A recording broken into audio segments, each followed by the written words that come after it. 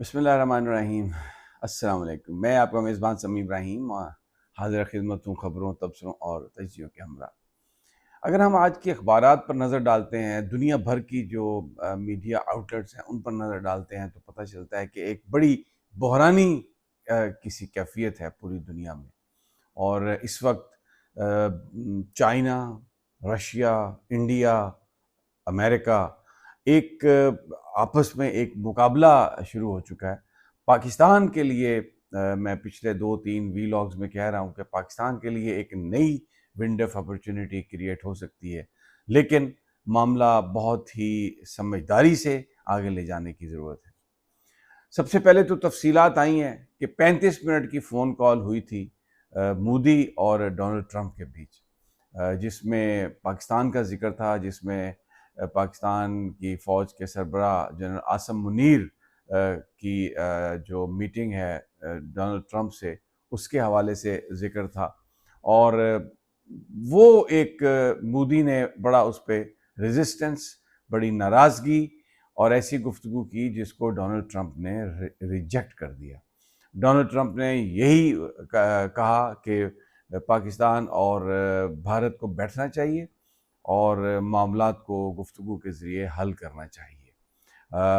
یہ ایک تفصیل سامنے آئی ہے کہ جو اور بیسیکلی جو وائٹ ہاؤس میں بلایا جا رہا تھا، باقاعدہ دعوت دی تھی وائٹ ہاؤس میں ڈونلڈ ٹرمپ نے، لیکن مودی نے اس کو ریجیکٹ کیا کہ میں پاکستان، وہ بیسیکلی جنرل عاصم منیر کے ساتھ جو ڈونلڈ ٹرمپ کی میٹنگز تھی، مودی اس کو سخت ناپسند کر رہے تھے۔ اب صورتحال یہ ہے کہ کیونکہ ڈونلڈ ٹرمپ نے برکس جو ممالک رشیا، چائنا، انڈیا، یہ جو ایک انہوں نے ایک فائنینشیل تنظیم بنائی برکس، جس میں برازیل بھی ہے، ساؤتھ افریقہ بھی ہے، اس پر بڑی تنقید کی اور اس کو یہ کہا کہ یہ امریکہ کی دشمنی ہے۔ تو اب دوسری طرف ہم دیکھتے ہیں جو میل ملاقاتیں ہو رہی ہیں، جو گفتگو ہو رہی ہے، اس میں صدر پیوٹن نے پریزیڈنٹ شی سے بات کی ہے، انہوں نے نریندر مودی کے ساتھ بھی بات کی ہے، پھر اس کے بعد یو اے ای کے جو سربراہ ہیں شیخ زاید، وہ بھی ان کے ساتھ بھی ماسکو میں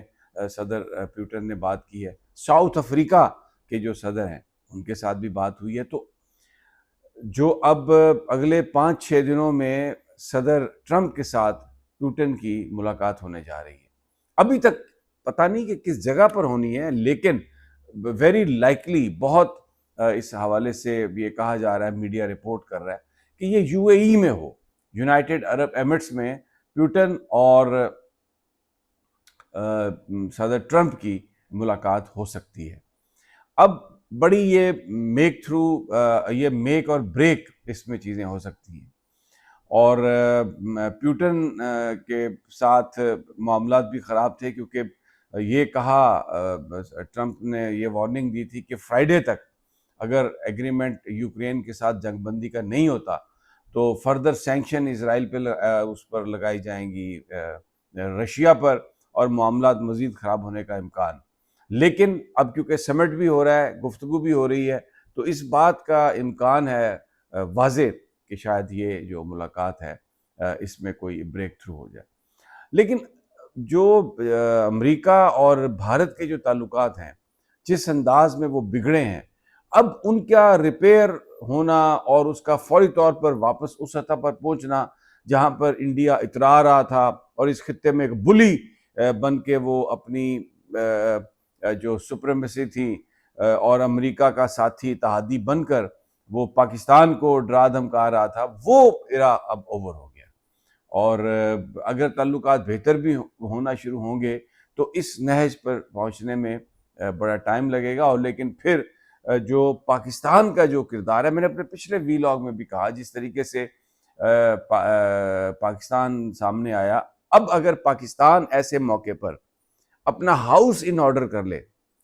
اگر پاکستان کے اندر پولیٹیکل سٹیبلٹی آ جائے، اگر پاکستان کے اندر سیاسی استحکام آ جائے، اگر پاکستان کے اندر جس طرح سب سے ایک بڑی پاپولر پارٹی تحریک انصاف کو کرش کرنے کی کوشش کی جا رہی ہے، جو بھی کر رہا ہے اس کو اسٹیبلشمنٹ کر رہی ہے، نون لیگ کر رہی ہے، پیپلز پارٹی کر رہی ہے، اگر یہ معاملہ رکے اور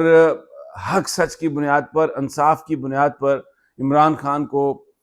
جیل سے، کیونکہ ظاہر ہے اگر فیئر ٹرائل ہو، عدالتوں پر انفلوئنس نہ ہو، تو وہ ایک منٹ بھی عمران خان کو جیل میں نہیں رکھا جا سکتا۔ اگر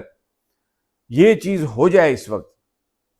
کہ پاکستان کی سیاست جو ہے اس میں جو یہ زیادتی، ظلم اور جو ڈیوائیڈ ہے، اگر یہ ختم ہو جائے تو پاکستان اس اپرچونٹی سے بہت فائدہ اٹھا سکتا ہے۔ پاکستان ایک ایسی طاقت کے روپ میں آ سکتا ہے سامنے، ایک ایسے ملک کی صورت میں جہاں پر ترقی ریکارڈ انداز میں ہو، باہر سے انویسٹمنٹ آئے اور پاکستان کا دفاع ناقابل تسخیر، اور پھر جو چائنا کے ساتھ جو معاہدے ہیں سی پیک کے، ان کو آگے لے کے چلے، اور اس میں کوئی حرج نہیں اگر امریکہ کے ساتھ بھی اس طرح کے معاہدے کیے جائیں، کیونکہ پاکستان کو بہرحال ایک نیوٹرل پوزیشن بنا کے اس خطے میں آگے اگر بڑھنا ہے تو یہ نیوٹرل پوزیشن ان کو بنانا ہوگی۔ لیکن اگر آپ کسی کا سٹوج بن جائیں یا کسی کی پراکسی بن جائیں تو پھر آپ کی ترقی بھی اسی کے، ترقی تو ہونی نہیں ہوتی، آپ کا مستقبل ان کے ہاتھوں میں چلا جاتا ہے۔ تو ویری یہ انٹرسٹنگ سینیریو ہے۔ اب پاکستان کے اندر کی جو صورتحال اس وقت یہ ہے کہ اس وقت بے یقینی ہے۔ اب خبریں آ رہی ہیں جس میں جو سامنے چیز آ گئی ہے کہ نواز شریف اور ایون شہباز شریف، ان کے بیچ میں بھی اس وقت معاملات خراب ہیں، اور پاکستان کے اندر جو نظم و نسق ہے، جو گڈ گورننس کی باتیں ہیں، وہ نہ ہونے کے برابر ہیں۔ ابھی میں آپ کو بتاؤں جو ڈیولپمنٹس میں آپ کو بتا دیتا ہوں، 42 آفیسرز کے تبادلے کیے ہیں، ایف آئی اے میں ہوئے ہیں، اور یہ کوئی پولیٹیکل گورنمنٹ کا کام نہیں ہے، نہ یہ کوئی لیے بنیادی طور پر اس لیے ہوئے ہیں کہ بہت پرانے لوگ مختلف جگہوں پر بیٹھے ہوئے تھے، مافیاز کو آپ ہینڈل کر رہے تھے، تو وہاں پر اب ایک سٹنگ میجر جنرل کو بھی اپوائنٹ کیا گیا ہے ریسنٹلی وزارت داخلہ میں۔ تو تبدیلیاں ہر طرف اب آنا شروع ہو گئی ہیں، اور وہ جو وزیر دفاع والی بات ہے وہ جھگڑا زیادہ شدت پکڑتا جا رہا ہے۔ نواز شریف سے بھی ملاقات ہوئی ہے خواجہ آصف کی، بالکل کل ملاقات ہوئی ہے، لاہور میں ملاقات ہوئی ہے، اور بہت سارے لوگ جو ہیں وہ جو انٹرنل پالیٹکس ہے مسلم لیگ نون کی، کہ اب میاں نواز شریف جو ہیں وہ بیسیکلی یہ جو ملاقات تھی اس کا مقصد یہ بتانا مقصود تھا پارٹی کے اندر